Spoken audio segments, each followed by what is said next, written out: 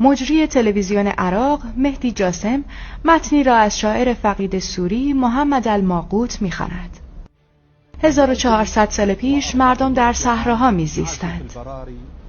در خیمه‌ها می‌آرامیدند و شب‌های تاریکشان را با سوزاندن روغن و چوب روشن می‌ساختند. چیزی نمی‌دانستند جز گله‌چرانی و جنگ و به اسارت گرفتن اسیران جنگی. می‌کشتند، می‌جنگیدند، پیکار می‌کردند و ازدواج می‌کردند. 1400 سال پیش برایمان داستان‌ها و شرح حالات و احادیث و متونی به جا گذاشتند. به ما گفتند که اینها مقدسند، همانطور که پیشینیانشان به ایشان گفته بودند.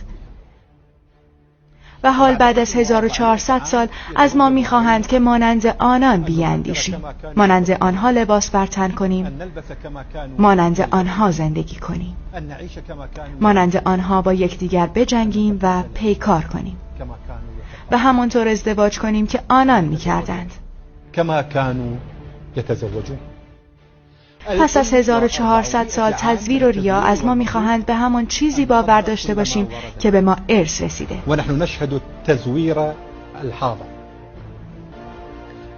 1400 سال است که در دعاهای ما نفرین کردیم و دشنام دادیم یهودی و نصارا را. سر به آسمان آرزو کردیم مرگ و تار و مار شدنشان را.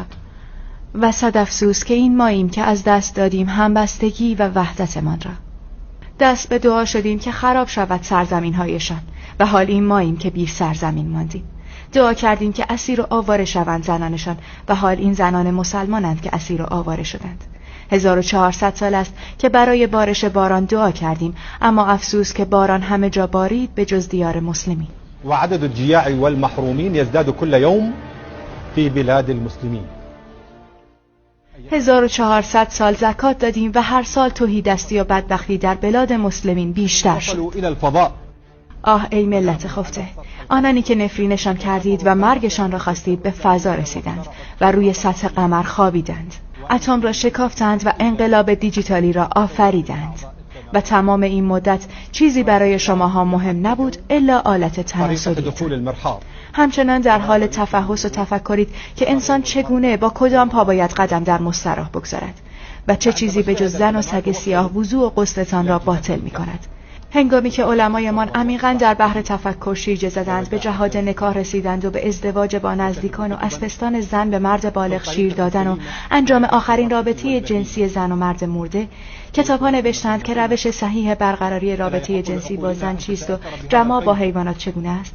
آه ای ملت خفته، آیا به عقل خود این حق را نمی دهید که با آگاهی و علم و دانش و تکنولوژی